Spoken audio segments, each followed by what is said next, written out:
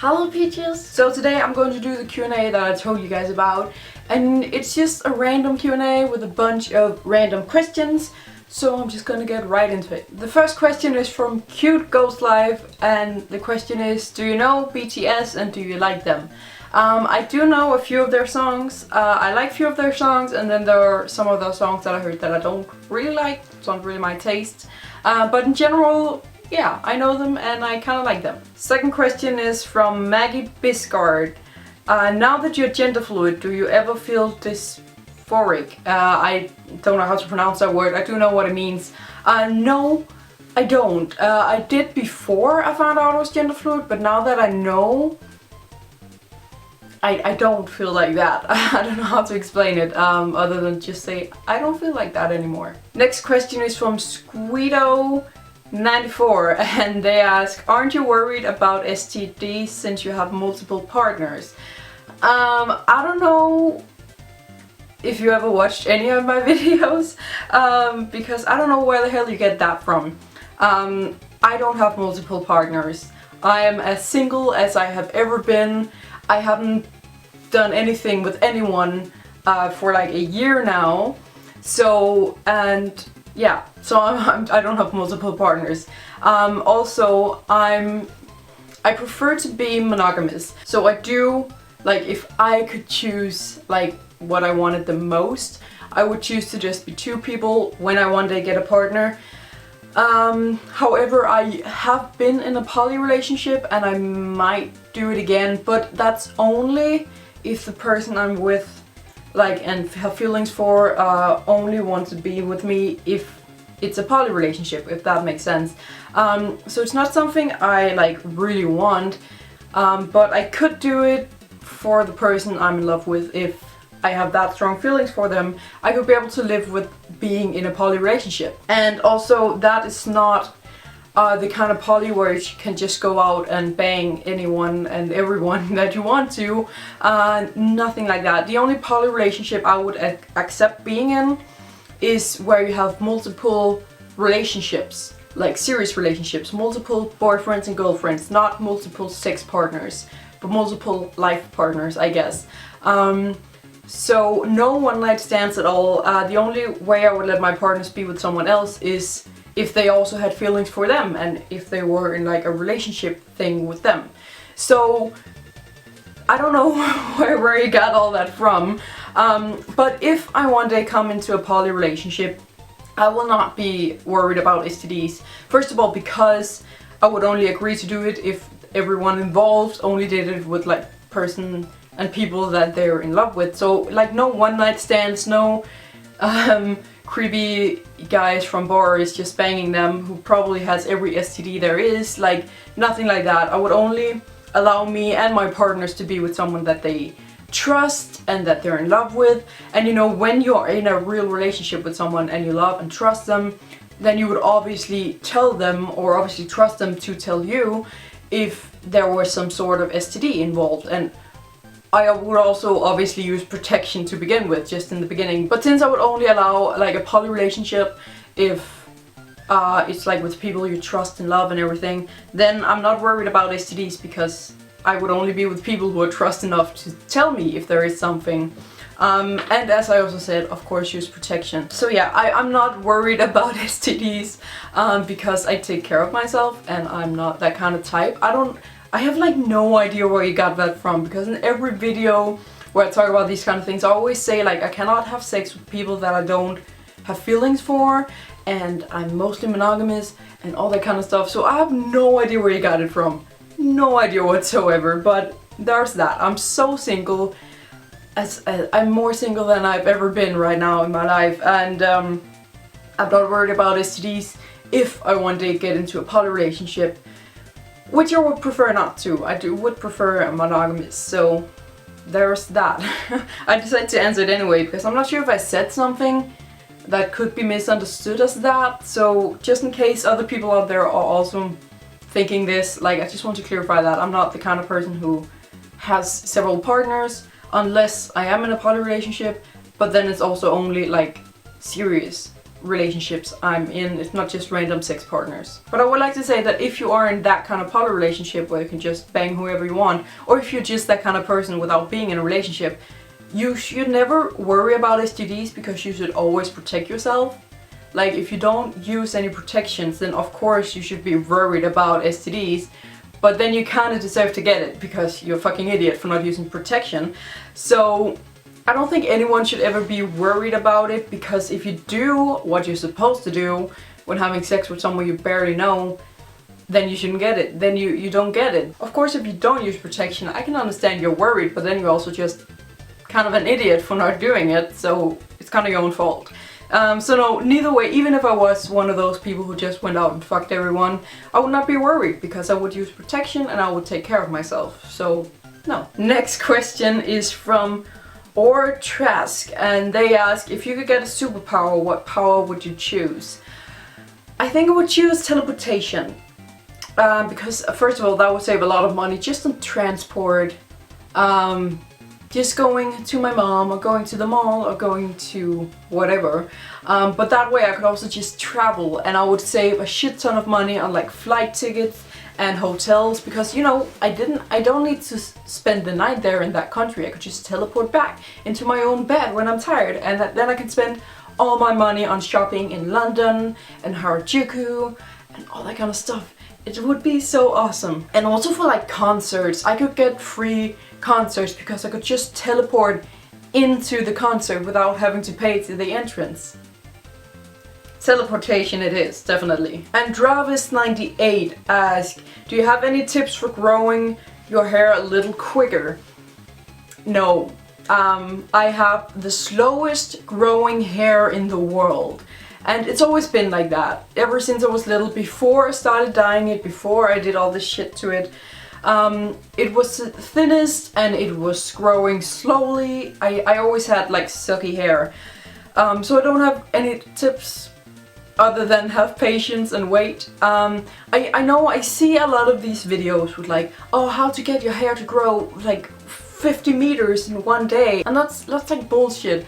I guess you can do a few things, like if you eat healthy and you use a good conditioner and take care of your hair, don't color it, don't straighten it, I guess it will naturally grow a teeny tiny bit faster than if you do all these things that I do to it. But all these miracle hair things that make it grow, that's bullshit, because there's a reason why your hair takes a while to grow out, because that's just how your body works.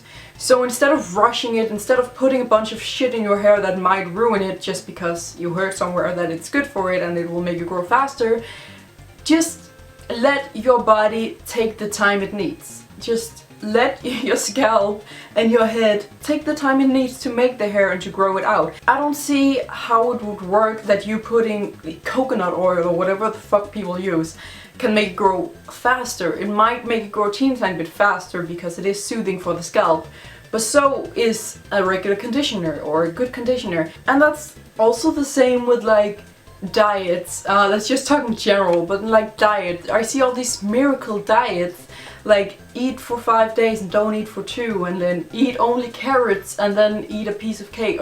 Like these really weird diets. I don't understand it, because those, it's the same with the hair and the diets, those things never really work. All these miracle things, they never really work. Just use common sense. That's what I always say to people who want to lose weight, who want to get long hair, who want to get healthier skin, all that kind of stuff. Just use common sense. Don't do things to it that will obviously damage it, like coloring it and straighten it, and then take care of it like, you know, it would make sense to do. Eat healthy, drink a lot of water, because that will, you know, if the entire body is healthy, it will obviously also go out into the hair and the nails and everything. And this is also with like skin. So just eat healthy, drink a lot of water, take care of it, use some good conditioner and not something cheap. Don't dye it, don't straighten it too much, stuff like that. There's no need for any miracle things, because no such thing exists. Like, well, they do exist, but they don't work. So just use common sense and have patience. That way you can, it might not grow super fast because the hair grows slow, and that's just a fact of life. But you will get healthier hair, and the chance of it being long before you have to cut the split ends is bigger if you take care of it. And that's also with diets. I never understand people who go on these crazy diets. Like, just use common sense. Go to the gym, eat healthy. It cannot be that difficult to go on a diet, I guess. But I see all these people using these crazy diets where, oh, I don't even have to exercise, I just have to like not eat for a week and then eat for a week and then not eat for a week. And it's like, why don't you just exercise and eat healthy? Like, just use common sense. It's not that difficult. We all have common sense. Well, almost all of us.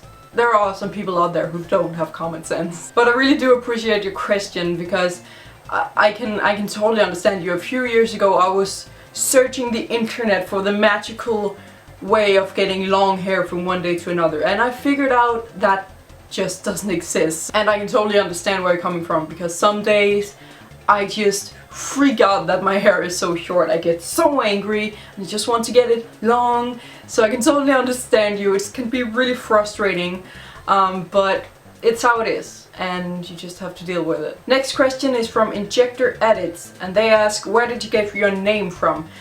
I'm guessing they mean my YouTube name, because my birth name, I got it from my mom and my dad. But my YouTube name, I had this short period of time, very short period, where I was in like a rockabilly period. I still love rockabilly, I listen to the music, I have a few dresses. But like that time I was like full on rockabilly. Everything in my life I wanted to be rockabilly. I feel like my extensions are weird. Anyway, so at that time I wanted a new YouTube name, because I had another one in the beginning that was crappy, and I decided to get a new one. So I went to these, you know, like those where find your rockabilly name, find your dragging name, find your unicorn name, find your whatever name. And then you take your first letter of your first name and the first letter of your last name, and then there is a word from that and you choose that. You know, you all know those kind of things if you are on the internet. They're everywhere. And I found one that was like, find your rockabilly name, and then I took S, which is the first letter of my first name, and that was Baby Doll. And then I took K, which is the first letter of my last name, and that said Peach. So that became into Baby Doll Peach. And then I just kept it. I really loved it, also because after my rockabilly period ended, I came into Lolita, and it kind of also fits for like that cute kind of thing. And now that I'm more gothic, I just decided to keep it because I still really like it, and I think it's very cute. And also I don't want to change my YouTube name now, so I do like it, and that's kind of how I found it. It was just like my rockabilly name for some reason. Taylor Inman asks, besides YouTube, what do you do for fun? I do a lot of shit. I'm a cosplayer, I'm into GA fashion, so I obviously go to like meetups and cosplay events and stuff. Besides that, I'm a very like quiet person. I do sometimes, very rarely, like to go out and listen to loud music, like concert, have a beer, maybe get a little bit drunk. That doesn't happen a lot though. It's very rarely that I like that. Most of the times I just prefer just being home with a cup of tea and a Disney movie.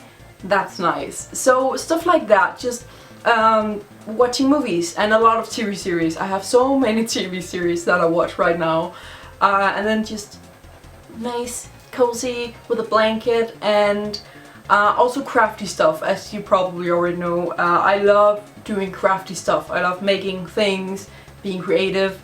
So that's like the perfect evening for me, is a TV series or a movie on the computer, a cup of tea on the table, and some creative stuff in my hands, a blanket over my shoulders, and some candles lit. That sounds really nice. I might do that later. Anyway, that's kind of what I like to do. I just very chill, cozy, nice, quiet kind of person, I guess. And then a few times just go crazy and get all the energy out to a concert or a party. I've been to like 2 parties in my entire life, but the few times I've been there, I got drunk and I had a fun time. So sometimes I like that, but most of the times it's just a quiet evening for myself. Brianna asked, do you want any kids in the future? Yes, I talked about this a few times. I have to have kids. As I said before, like, I don't mind having a partner who doesn't want to get married, because I do want to get married, but if they really don't want to, it's not like a deal breaker for me. I will still be with them if I love them. But if they don't want to have kids, No matter how much I love them, I will end it then, because I need to have children at some point in my life. I can already feel it now, like boiling inside me. I'm totally not ready for kids, like practically and everything. But I guess most women my age get that feeling right now, where she's like, babies, yes. So yeah, I do want children. I want 1 or 2. And if I have a partner who like really wants 3, then I can agree to that. But if I had to decide, I would have like 1 or 2. I would say 2 maybe, so they can play with each other.